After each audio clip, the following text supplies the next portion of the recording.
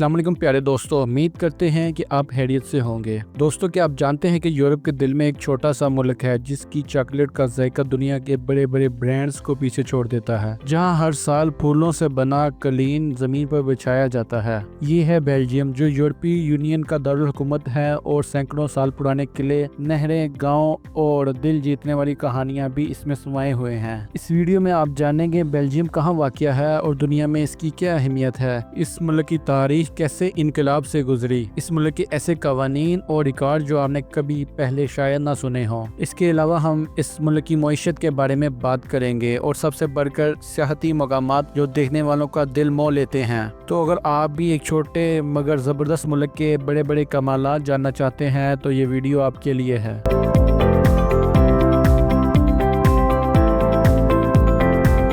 मेरे दोस्तों, मुल्क का मुकम्मल नाम किंगडम ऑफ बेल्जियम है। ये छोटा सा मुल्क मगरबी यूरोप में मौजूद है और अपनी जगह पर दुनिया के नक्शे में खास मुकाम रखता है। ये मुल्क 3 बड़े ममालिक के दरमियान गिरा हुआ है। मशरिक में जर्मनी, जनूब में फ्रांस, शिमाल में नीदरलैंड और जनूब मशरिक में लग्जमबर्ग। इसके शिमाल मगरब में शिमाली बहिरा वाक़िया है जो इसे समुद्री रास्ते से दुनिया से जोड़ता है। ये मुल्क न सिर्फ यूरोपीय यूनियन बल्कि नेटो और बहुत सी बैनुल अक़वामी तंजीमों का हेडक्वार्टर भी है। बेल्जियम का मुकम्मल रकबा तकरीबन 30,690 मरबा किलोमीटर है, जो कि पाकिस्तान से तकरीबन 27 गुना छोटा मुल्क है। सदियों पहले मौजूदा बेल्जियम का इलाका रूमी सल्तनत का हिस्सा हुआ करता था। बाद अज़ां ये जमीन फ्रैंकिस, बर्गंडी और हस्पानवी बादशाहों के ज़ेरे तसल्लुत आई। फिर 18वीं सदी में फ्रांस की नेपोलियन हुकूमत ने इस पर कब्जा कर लिया। लेकिन दोस्तों, असल ड्रामा तो नेपोलियन के बाद शुरू हुआ। 1815 में वाटरलू की जंग के बाद यूरोपीय ताकतों ने बेल्जियम को नीदरलैंड के साथ मिलाकर एक नई रियासत बना दी, जिसे यूनाइटेड किंगडम ऑफ नीदरलैंड कहा गया। लेकिन यहाँ से बेल्जियम की आवाम की नाराजगी और जद्दोजहद ने जोर पकड़ लिया। 1830 का साल बेल्जियम की किस्मत बदलने वाला साल था। ब्रसेल्स की गलियों में नौजवानों और शहरियों ने इनकलाब बर्पा कर दिया। लोग नीदरलैंड के तसल्लुत से आज़ादी चाहते थे।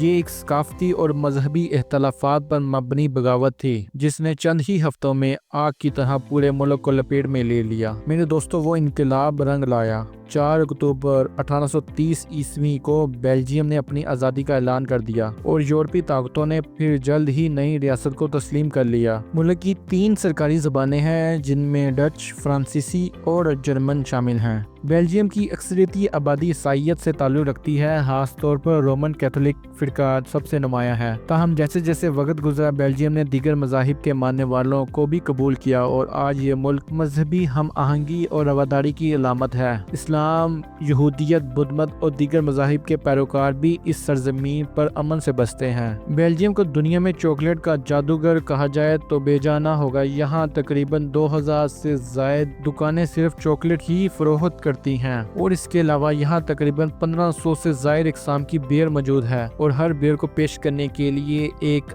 अलग गिलास महसूस होता है। बेल्जियम ने एक मुनफरिद आलमी रिकॉर्ड अपने नाम किया है, जिसमें 2010 से 2011 के दरमियान तकरीबन 590 दिन तक कोई बाकायदा हुकूमत कायम नहीं हुई। मगर दोस्तों, इस दौरान मुल्क चला, स्कूल भी खुले, बीमारियों का भी इलाज हुआ। ये साबित करता है कि बेल्जियम के इदारे कितने मजबूत और खुदकार हैं।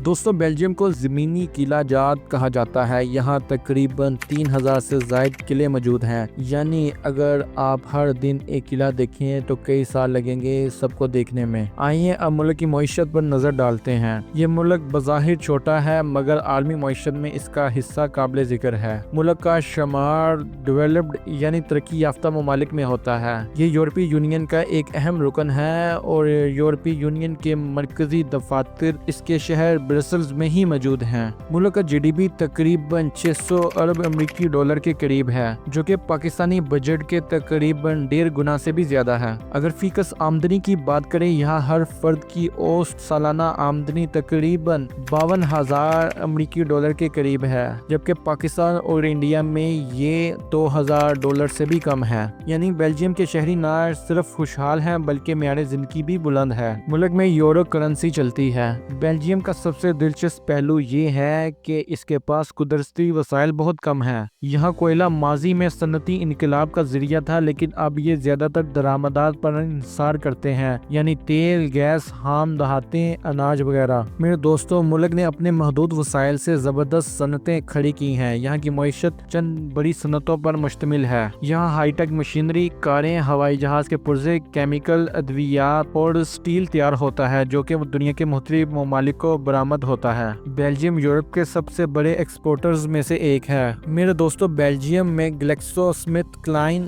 اور فائزر جیسی بڑی کمپنی اپنا پلانٹ چلاتی ہیں۔ یہ ملک ویکسین اور جدید ادویات بنانے کا عالمی مرکز ہے۔ حتیٰ کہ کورونا وائرس کے دوران بھی یہاں کے پلانٹ دنیا کو ویکسین فراہم کرتے رہے۔ یہاں آرٹیفیشل انٹیلیجنس، سائبر سیکیورٹی اور ڈیجیٹل انفراسٹرکچر پر تیزی سے کام ہو رہا ہے۔ سالانہ لاکھوں سیاح اس خوبصورت سرزمین کو دیکھنے آتے ہیں۔ بیلجیم کے شہر اینٹورپ میں یورپ کی دوسری سب سے بڑی بندرگاہ ہے، جہاں سے یورپ بھر کی تجارت ہوتی ہے۔ آئیے دوستوں، اب چلتے ہیں بیلجیم کے اس دلکش سفر پر، جہاں ہر موڑ پر ایک نئی کہانی، ہر گلی میں ایک پرانا راز اور ہر منظر میں ایک نیا جادو چھپا ہے۔ سوچیں، آپ کسی ایک ایسی جگہ پر کھڑے ہیں جہاں پرانی گھنٹیوں کی آوازیں ہوا میں گونج رہی ہوں، نہروں پر کشتیاں آہستہ آہستہ گزر رہی ہوں اور ارد گرد عمارتیں ایسی ہوں جیسے کسی پرانے افسانے سے نکل کر آئی ہوں۔ یہ ہے بریش، یہ وہ شہر جو اکثر تصویروں میں نظر آتا ہے، مگر جب آپ خود وہاں ہوتے ہیں تو لگتا ہے جیسے کسی جادوئی دنیا میں آئے ہوں۔ یہاں کی پتھریلی گلیاں اور پانی پر جگمگاتی روشنی رات کو ایسی فضا پیدا کرتی ہے جیسے